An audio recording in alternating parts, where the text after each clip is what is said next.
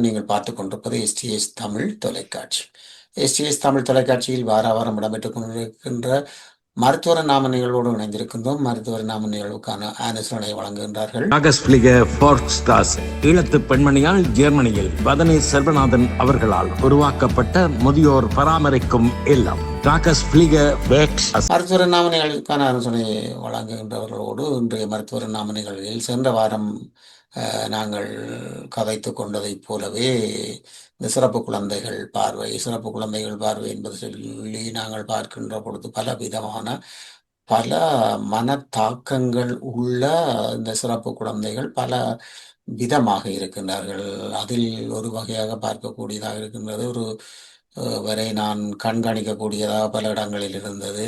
இப்படியாக இருந்தால் மிக அமைதியற்ற ஒரு மேலதிகமான ஒலி கேட்கின்ற இடங்களில் அவர் இருக்கும் பொழுது தானாக பிறத்து கத்த வழிகிடுகின்றார். அந்த அதிர்வு அவரால் தாங்க முடியாமல் இருக்கின்றது.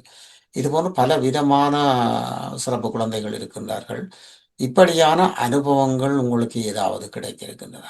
இல்ல, இந்த அனுபவங்கள் எனக்கு ஓரளவுக்கு தாராளமாக சொல்லக்கூடிய அளவுக்கு இருக்கு. ஏன்னா இந்த மாதிரியான விசேஷ பிள்ளைகளோட வேலை செய்த அனுபவம், இந்த விசேஷ பிள்ளைகள் சம்பந்தமாக பல கல்வியல் கற்று அதுல கொஞ்சம் எனக்கு தேர்ச்சி இருக்கு. அந்த பற்றிய விஷயங்களை நாங்கள் இதுல பேசலாம். கடந்த முறையும் அதை பற்றி பேசியிருந்தோம். கடந்த முறையும் இந்த விசேஷமான பிள்ளைகள் அல்லது சிறப்பு பிள்ளைகள் என்று சொல்லப்படுகின்ற இந்த பிள்ளைகளை பற்றி எங்கட சமூகத்துல நாங்க ஒப்பிட்டு கதைச்சினாங்க. ஒரு சமூகத்துல அந்த பிள்ளைகளை ஒரு இருட்டடிப்பு செய்து இருட்டு இதுக்குள்ள வச்சுக்கிற மாதிரியோ அல்லது காலில் கையில விலங்குகள் போட்டோ கயிறுகள் கட்டியவே வெளியிலே ஆக்களுக்கு தெரியாம மூச்சு முழுதாக மூடி உள்ளுக்கு வச்சிருக்கிற வேணும். ஏன்னா அது குடும்பம் முழுக்களுக்கும் ஒரு கேவலமான பெயர், கெட்ட பெயர் அல்ல பட்ட பெயர் இப்படி கணக்க வந்துடும் சொல்லி அங்க ஊர்ல இருந்தது. ஆனா இங்க மேல தேச நாடுகள்ல அதே பிரச்சனை இங்கேயும் பழைய காலத்துல இருந்ததுதான். ஆனா இப்ப இங்க இவர்களை பொறுத்தவரையில் இங்க நடந்த செகண்ட் வேர்ல்ட் வார், 2வது உலக மகா யுத்தங்கள் இதுகளுக்கு பிறகு இங்க சமூகத்தை முழுக்க விஞ்ஞானிகள் சமூக விஞ்ஞானிகள் அல்ல மருத்துவ எல்லாருமே பொருட்படுத்திட்டார்கள். அவர்கள் இந்த சமூகத்தை தாங்கள் பொருட்படுத்தி அந்த சமூகத்தில் உள்ள எல்லா வகையான மக்களுக்கும் நாங்கள் தான் பொறுப்பு என்று சொல்லி சமூக நல்வாழ்வு திட்டம் என்று சொல்லி அந்த ஒரு புது சிந்தனையை அவர்கள் கொண்டு தங்களோட சமூகத்துக்கு செய்தார்கள் இல்லையோ. ஆனா அந்த சமூகம் என்று சொல்றது அவர்களுடைய அடிநாத கருத்து என்னன்னு சொன்னா, எல்லா விடயமும் நாங்க விஞ்ஞான ரீதியாக, அதாவது காரிய ரீதியாக பகுத்து பார்க்க வேணும். காரிய ரீதியாக பார்த்து அதின் உண்மையான விளைவு, அது உண்மையான என்ன செயல்பாடுகள் அந்த வித்தியாசங்களுக்கு காரணமாக இருக்கு என்றதை நாங்கள் விஞ்ஞான முறையில என்கிற பரிசோதனை சாலையிலேயோ அல்லது வெளி உலகத்திலேயோ அதை அவதானிச்சு அதை முழுமையாக சரியான முறையில அதுல தரவுகளை பெற்று அந்த தரவுகளை சரியான விஞ்ஞான முறையில அதை ஆராய்ந்து ஆய்வு செய்து அந்த ஆய்வுகளுக்கூடாக முடிவுகளை நாங்க பெற வேண்டும்.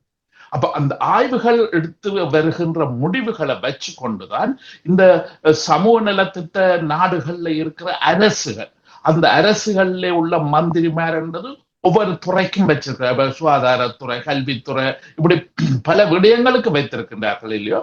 அந்த கல்வித்துறை, அந்த மந்திரி சபை பகுதிகள் எல்லாமே இந்த ஆய்வுகளை வச்சுத்தான், இந்த ஆய்வுகளை அடிப்படையாக ஆதாரமாக கொண்டுதான் சட்டங்களை உருவாக்க வேணும். அல்லது சமூகத்துக்கு கிடைக்கிற வருமானம் என்ற ஒவ்வொரு உழைப்பவர்கள் எல்லாருமே நாங்கள் வரியாக அரசாங்கத்துக்கு கொடுக்கிறோம். அப்ப சமூக மக்களின் நிதி தான் திரட்டப்பட்டு ஒன்றாக சேர்த்து வைக்கப்பட்டு அது நிதி அமைச்சினால பல நல்ல விஷயங்களுக்கு பாவிக்கப்படுகிறது இல்லையா. அப்ப இந்த இடத்துல சமூகத்தினுடைய மக்களுடைய பணத்தை நீங்க வச்சிருக்கிறீங்க. அந்த சமூக பணத்தை நீங்க மக்களின் நன்மைக்காக, மக்களின் தேவைக்காக, மக்களின் பிரச்சனைகளை தீர்ப்பதற்காக நீங்க செய்ய வேண்டும் என்று சொல்லி இது ஒரு பெரிய உடன்பாடு இந்த அரசாங்கத்துக்கும் இங்க உள்ள ஆய்வு நிலையங்களுக்கும் இந்த சமூக விஞ்ஞானிகள், இயற்கை விஞ்ஞானி எல்லாருக்கும் இடையில ஒரு கட்டுக்கோப்பான ஒரு தொடர்பாடல் உண்டு. அந்த கட்டுக்கோப்பான தொடர்பாடலை வச்சு கொண்டுதான் சமூகத்தில் உள்ள சின்ன சின்ன பிரச்சனைகளை கூட அவர்கள் ஆராய்ந்து பார்க்கிறார்கள்.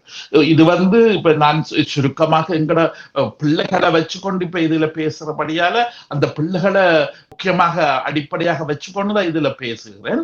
ஆனா இப்ப இங்க சமூகத்தை பொறுத்தவரையில மனிதர்கள் மாத்திரமல்ல, மிருகங்கள்ல இருந்து, தாவரங்கள்ல இருந்து, இயற்கையில இருந்து, காலநிலையில இருந்து சகலதுமே இந்த வகையான ஆய்வுக்குட்பட்டது. இந்த வகையான ஆய்வுக்குட்பட்டு தான் இங்க பல விஷயங்களை அதாவது மக்களின் நிதியை சரியான முறையில திட்டமிட்டு செலவழிக்கிறார்கள்.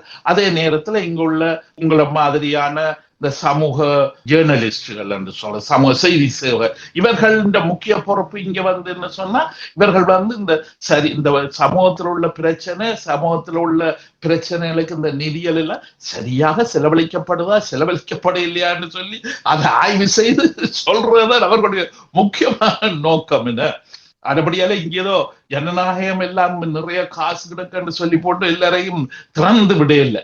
அதாவது மந்திரி மாதிரி எவரையும் ஓப்பனாக விட, கட்டுப்பாடோ கண்காணிப்போ இல்லாம சும்மா விட இல்லையா, எல்லாவற்றையும் செலவழிக்கிறதுன்றது. ஆனா அதுக்கு கண்காணிப்புகள் எல்லாம் இங்க பல மட்டத்துல பல இடத்துல இருந்து கொண்டது. ஆனா இப்ப நாங்க சிறப்பு பிள்ளைகளுக்கு நாங்க வருவோமாக இருந்தால், இந்த சிறப்பு பிள்ளைகள் என்ற குழுவினரை இங்க விஞ்ஞான முறையில பார்க்கும் போது, இப்ப பாலர் நிலையங்கள் அல்ல சிறுவர் நிலையங்கள் என்று பாடசாலை கொண்டு போய் விடுகிறோம் பிள்ளைகளை இல்லையா, அந்த இடத்திலேயே அங்க வேலை செய்கின்ற செவிலியல், அதாவது பெடகோ என்று சொல்லப்படு, அவர்கள் எல்லாருக்கும் நிறைய பயிற்சி கொடுத்திருக்கிறார்கள் இல்லையா.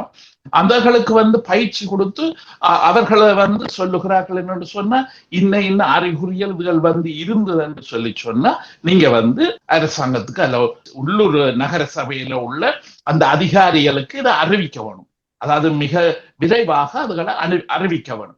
மற்றது இங்க இன்னும் ஒரு நல்ல ஒரு விஷயத்தை செய்து வச்சுக்கிறார்கள் என்னன்னு சொல்லி சொன்னா, பாலர் பாடசாலைகளுக்கு வர முதல் இந்த கார்டன் என்று சொல்லப்பட்ட ஆக சிறு குழந்தைகள் உள்ள விடயம் 6 மாதம் இல்ல 1 வருஷத்துல இருந்துதான் அங்க வருகிறார்கள், அந்த பிள்ளைகளை கொண்டு விடுகிறார்கள் இல்லையோ.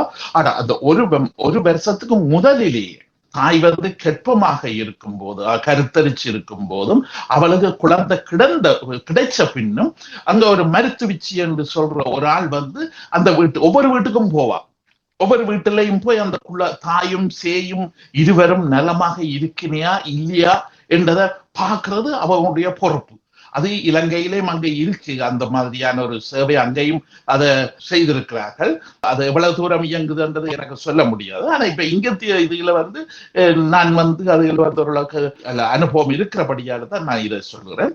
அப்ப இந்த கிட்டத்தட்ட இந்த குழந்தை பராமரிப்பு நிலையத்துக்கு 1 வயதுக்கு வர முதல்லயே சில பிள்ளைகளுடைய பிரச்சனைகளை அந்த வீட்டுக்கு போகின்ற அந்த மருத்துவச்சி என்று சொல்லப்பட்ட அவ அந்த ஐம்புலன்களும் ஒழுங்காக இயங்குகின்றதா, அந்த ஐம்புலன்கள் ஒழுங்காக இயங்கி அந்த பிள்ளையினுடைய அந்த சிறு குழந்தையினுடைய செயல்பாடு எப்படி இருக்கிறதோ அவெல்லாம் செக் பண்ணுவான். என்ன அவ எல்லாம் அந்த பாலர்களுக்கும் உங்கள் பாலர்களுக்கும் தனியான சின்ன சின்ன புத்தகங்கள் வச்சிருக்கிறார்கள். அதெல்லாம் எழுத வேணும் இல்லையோ, 2 கிழமைக்கு ஒருக்கா, 1 மாதத்துக்கு ஒருக்கா, 3 மாதத்துக்கு ஒருக்கா, அதுகளெல்லாம் குறிப்பில எழுதி வச்சிருக்கணும். என்ன இப்ப உதாரணமாக நாங்க சில வேளையில பெரிய பிள்ளைகள் என்று சொல்லி பிரச்சனை என்று எங்களுக்கு வரும்போது, நாங்கள் அந்த சின்ன வயதுல அந்த பிள்ளையினுடைய செயல்பாடு எப்படி இருந்தது, என்ன மாதிரி இருந்த என்ற விஷயங்களை அறியறதுக்காக அந்த தரவுகளை நாங்க எடுத்து பார்க்கறது உண்டு. ஏண்டா ஒரு பிள்ளையினுடைய இப்ப இங்கத்திய விஞ்ஞான முறையில ஒரு பிள்ளை, இந்த சிறப்பு பிள்ளைகள் இவர்களை பார்க்கும் போது ஒரு கருத்து இருக்குன்னு சொன்னா, அந்த சிறப்பு பிள்ளைகள் தாயுடைய கற்பத்துல இருக்கும் போதே அந்த ஒரு பிள்ளையான குரோமோசோம், அந்த நிறமுகூர்த்தங்கள் சேர்ற போது ஏற்படுகின்ற குழப்பங்களினாலேயும் இந்த சிறப்பு பிள்ளைகள் பிறக்கிறார்கள். அடுத்தது அந்த பிள்ளைகள் பிறக்கின்ற நேரத்துல, இப்ப உதாரணமாக தாயுடைய வயிற்றில இருந்து குழந்தை வெளியே வர்றதுக்கு கன நேரம் எடுத்தது என்று சொல்லி சொன்னா, கன நிமிஷங்கள் எடுத்தது என்று சொல்லி சொன்னாலும், அந்த நேரத்துல அந்த குழந்தைக்கு ஆக்சிஜன் போறது பத்தாது. அந்த ஆக்சிஜன் பத்தாதபடியினாலையும் அந்த மூளையினுடைய சில பகுதிகள் இறந்து விடுறது. அப்ப அதுக்கு பிறகு அந்த குழந்தை பிறக்கும் போது அது ஏன்னா இப்ப மூளையை பொறுத்தவரையில சில பகுதிகள் ஒரு டேமேஜ் பழுதாகிச்சு சொல்லி சொன்னா திரும்ப வர்றதுக்கு நிறைய பயிற்சிகள் கொடுத்து தான் அதை கண்டுபிடிக்க வேண்டுமே திரும்பி வளரா. அப்ப அந்த மாதிரியான இருக்கிறபடியால இந்த சிறு தாயின் கற்பத்துல இருந்து பிள்ளை பிறக்கிறதுல இருந்து அந்த சிறு பிள்ளைகளை பராமரிச்சு அவர்கள் சொல்லுகின்ற எல்லாத்தையும் வச்சுதான் இங்க இந்த சிறப்பு பிள்ளைகளை நாங்க விளங்கிக் கொள்றது. அப்ப இந்த விஷயங்கள் இருக்கும் போது இங்க சமூக நலத்திட்டம் என்றபடியால இவர்கள் என்ன சொல்லுகிறார்கள், வயது நீங்கள் எல்லாரும் உங்களுடைய வேலை சந்தையில வேலை செய்யணும் என்ற உங்களோட டெக்ஸ் என்று சொல்ற அந்த வரிதான் எங்களோட சமூகத்தை இயக்கிறதுக்கு முக்கியம். ஆனபடியால நீங்க ஆண் பெண் இருவரும் உங்களோட வேலை சந்தைக்கு போறத நீங்க குறைக்க கூடாது, அதுல பின்வாங்க கூடாது. ஆனா அந்த தாய் தந்தை இருவர்களுக்கும் நாங்கள் பிள்ளைகளை அரசாங்கம் தன்னுடைய பொறுப்பில் அதுக்கென்று தேர்ச்சியாக படிப்பிக்கப்பட்டிருக்கின்ற பயிற்சி ஆசிரியர்கள், அதுக்குரிய பயிற்சி தாதியர்கள் இவர்கள் எல்லாரையும் வச்சு நாங்கள் அவைய பராமரிப்போம். ஆனபடியால நீங்க அந்த விசேஷமான பிள்ளைகள் குழப்பமான பிள்ளைகளை நினைச்சு கொண்டு அல்ல அவைய பராமரிக்க வேண்டும் என்று சொல்லி லீவ் எடுத்து ஓய்வெடுத்து வீட்டுல நிக்காதீங்க. ஏன்னா அங்க பெரிய தொழிற்சாலைகள்ல தானே இவர்கள் வேலை செய்வார், பெரிய தொழிற்சாலைகள் பெரிய கந்தோர்கள்லானே வேலை செய்ய. அப்ப ஒரு ஆள் போகலையே என்று சொன்னா அங்க எவ்வளவு வேலைகள் பின்னடிக்கப்பட்டுடும் இல்லையோ, அந்த உற்பத்தியல் குறைஞ்சிடும், அல்ல அதுல குழப்பங்கள் வந்துடும் இல்லையோ. அப்ப அதுகள் ஏன்னா இங்கத்திய அரசாங்கத்தை பொருளது ஒவ்வொரு தரம் கட்டுகிற வரிகளும் முக்கியம். அதே நேரத்துல அந்த நாட்டில் உள்ள தொழிற்சாலைகள்ல இருந்து உற்பத்தியாக்குற பொருட்கள் உலக சந்தையில கொண்டே வித்து அந்த இதுல வர்றதும் முக்கியமானது இங்க நாட்டு வருமானத்துக்கு இல்லையா. அப்ப இதனால இங்க இவர்கள் சொல்லுகிறார்கள், வயது வந்தவர்கள் நீங்கள் உங்களோட தொழில் வேலைகள் உங்களோட வாழ்க்கையில் நீங்கள் தெளிவாக பாருங்க, உங்களை அவதானிங்க. பிள்ளைகளுக்கு இந்த விசேஷமான பிரச்சனைகள் வந்தா நாங்க அதுக்கு நாங்க பொறுப்படுக்கிறோம், அது அரசாங்கம் தன்னுடைய பொறுப்பிலே எடுத்து அவர்களை பராமரிக்கும் செய்யும் என்று சொல்லி இங்க சொல்லி செய்கிறார்கள் இல்லையா.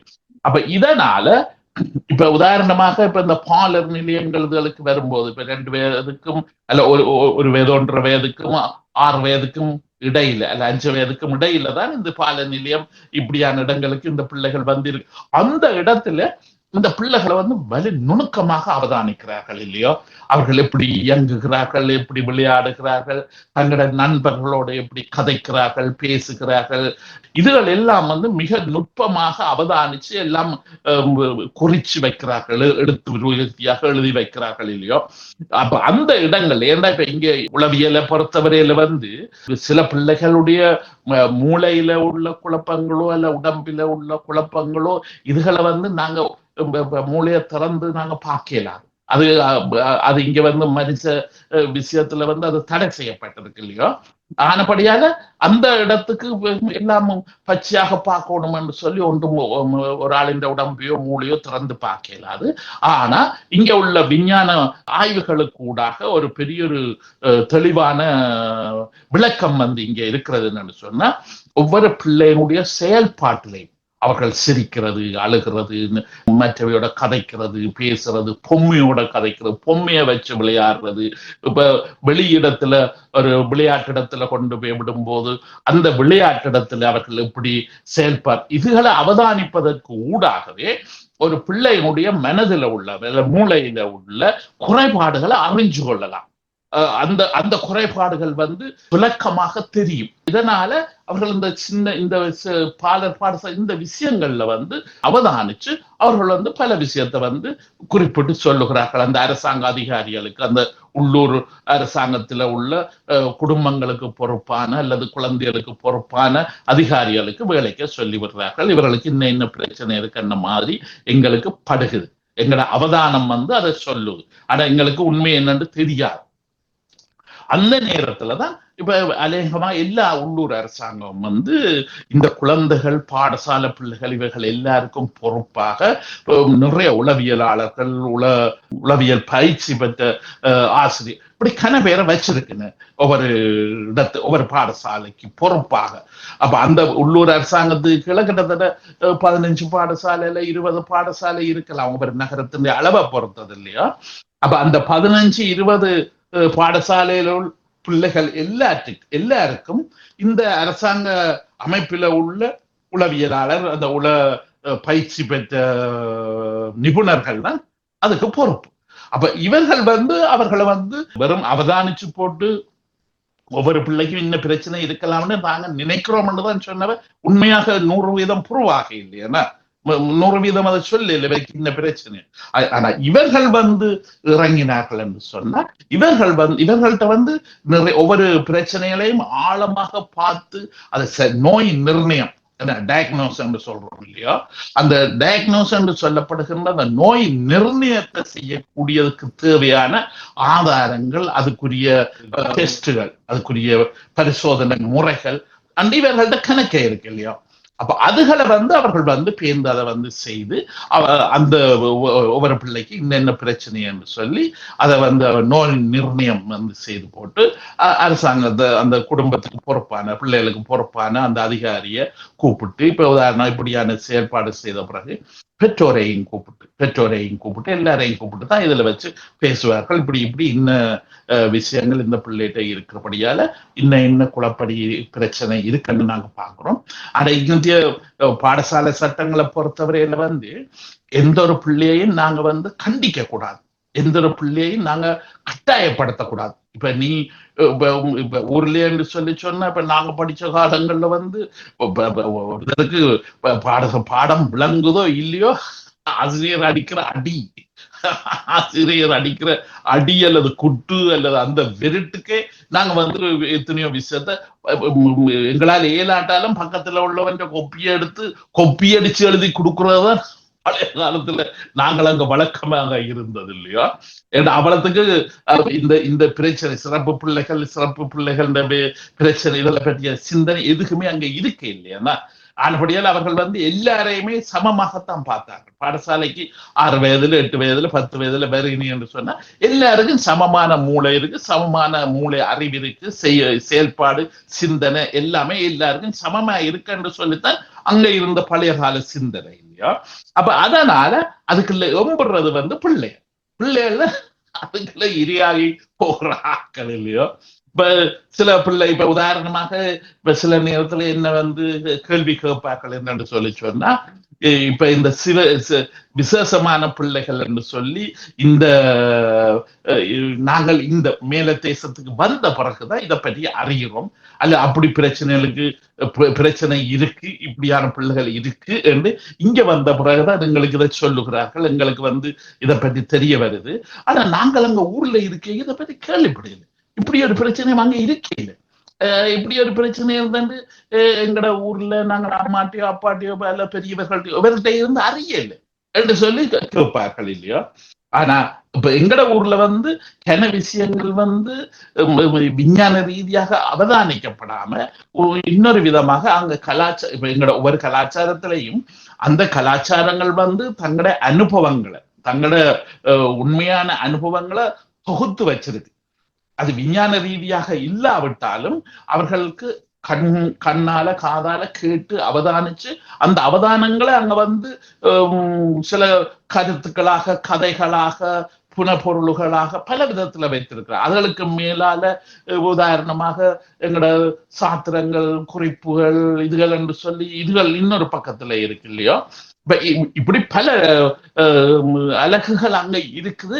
இப்படியான சிறப்பு பிள்ளைகளை பற்றி ஓரளவுக்காவது தெரிஞ்சு கொள்றது, விஞ்ஞான ரீதியாக புற பண்ண இயலாது, ஆனா ஓரளவுக்காவது பிள்ளைகள் நிலைமை பிற்பட்டு இருக்கிற தன்மை இதுகளை விளங்கி கொள்றதுக்கு அங்க ஒரு சில உதாரணங்கள் அங்க இருக்கு, ஒரு சில உதவிகள் அங்க இருக்குன்னு.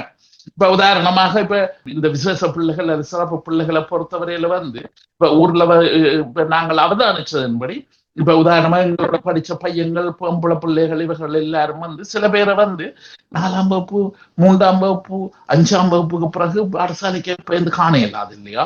ஏன்னா அவர்களை வந்து நிப்பாட்டி இருப்பார்கள் என்ன.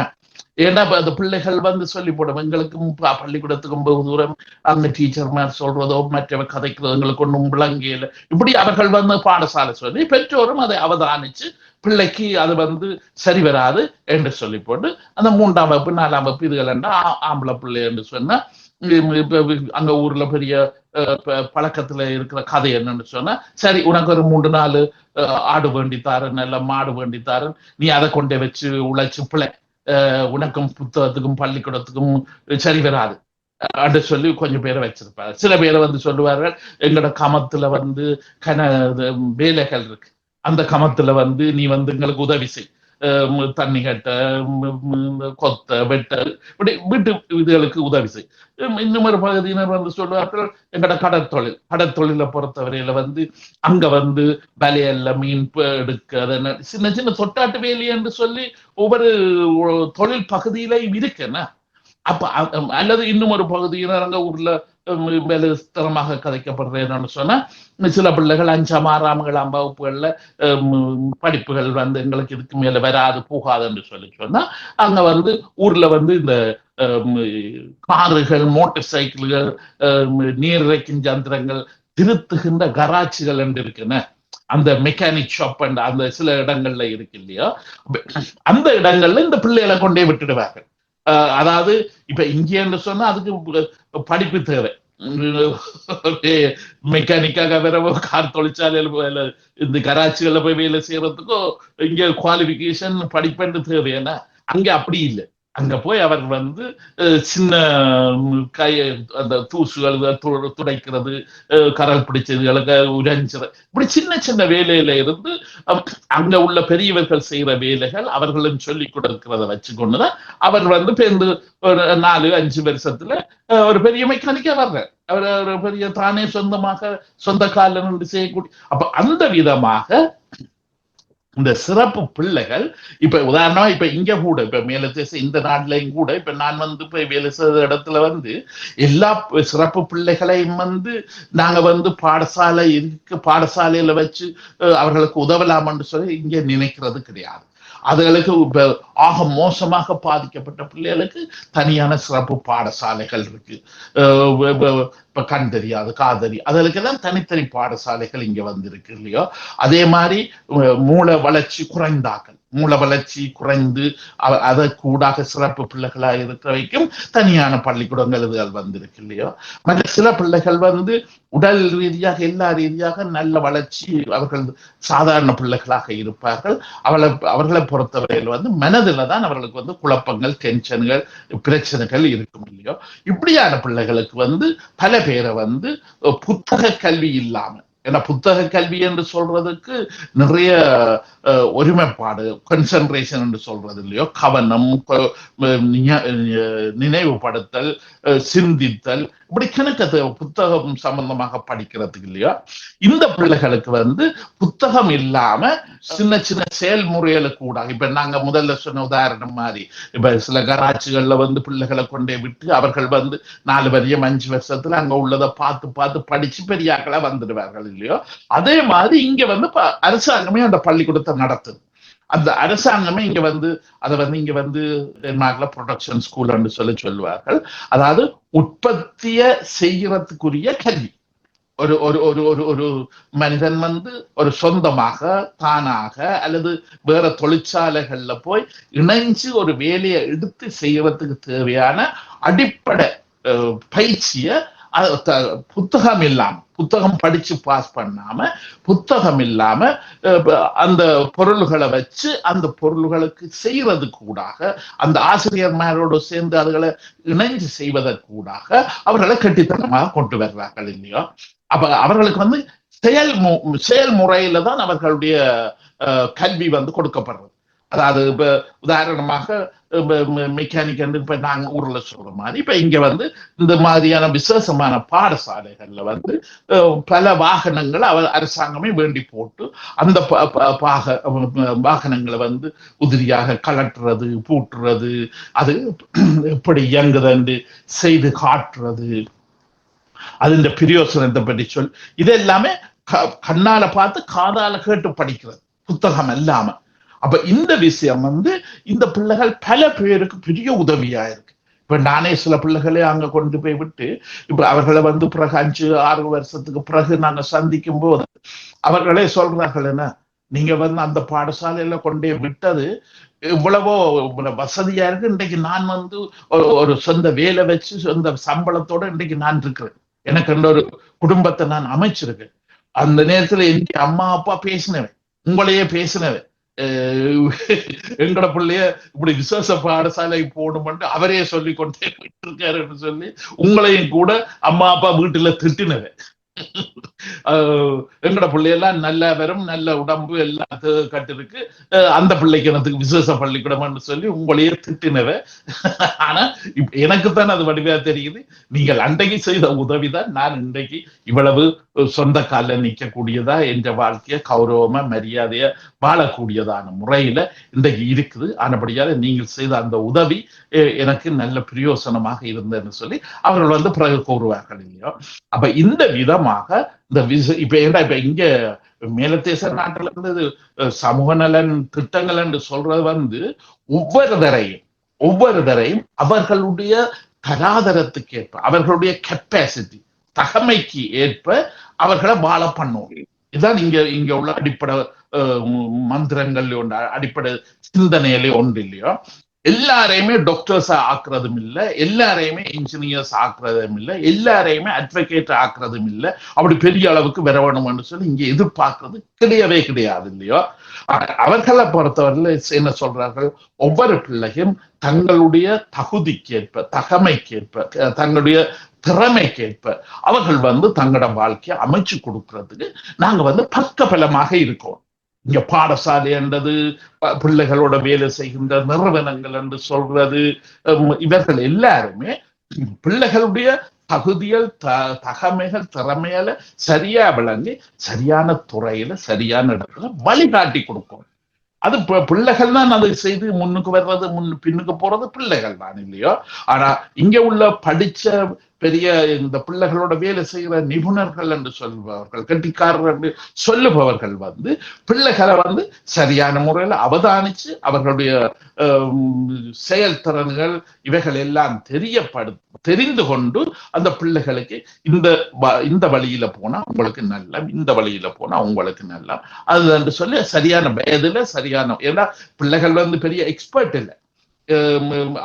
அதுக்கு அடுத்தது வந்து இப்ப நாங்க வேலை செய்த இதுகளின்படி இந்த முதலாவது சந்ததி என்று சொல்லப்படுகின்ற அம்மா அப்பா கூட பெரிய எக்ஸ்பர்ட் இல்லையானா. இப்ப அம்மா அப்பா பொறுத்தவரையில இப்ப அவர்களோட பேசும்போது அவர்களை பொறுத்தவரையில வந்து எந்த பிள்ளை என்ஜினியரா டாக்டரா அட்வொகேட் இதுதான் நாங்க திரும்ப திரும்ப எல்லா இடமும் சொல்லப்படுறது கதைக்கப்படுறது இல்லையோ. ஏன்னு சொன்னா இதைத்தான் அவர்கள் வந்து தங்களுடைய மூளையில வந்து இலங்கையில இருந்து கொண்டு வந்திருக்கிறார்கள். ஆனபடியால் அதை நாங்க பிள்ளை என்று சொல்ல இயலாது. ஆனா அவர்களுக்கு வந்து தெளிவாக சொல்லி இந்த விஷயங்களை விளங்கப்படுத்தும் போது அவர்களும் எங்களோட இணைஞ்சு அரசாங்கத்தோட இணைஞ்சு தங்களோட பிள்ளைகளை நல்ல வழிக்கு நல்ல தரத்துக்கு நல்ல எதிர்காலத்துக்கு கொண்டு வரத்துக்கு நல்லா விட்டு கொடுக்கிறார். ஏன்னா இப்ப என்னை பொறுத்தவரை பெரிய ஆறுதல் என்னன்னு சொன்னா, பெற்றோர்கள் வந்து பிள்ளைகளுக்காக எதுவும் செய்ய தயாராக இருக்கிறார்கள். அவர்களுக்கு பிள்ளை என்று சொன்னா போதும், நல்லொரு சிந்தனையும் நல்லொரு விருப்பமா இருக்கிறார்கள்.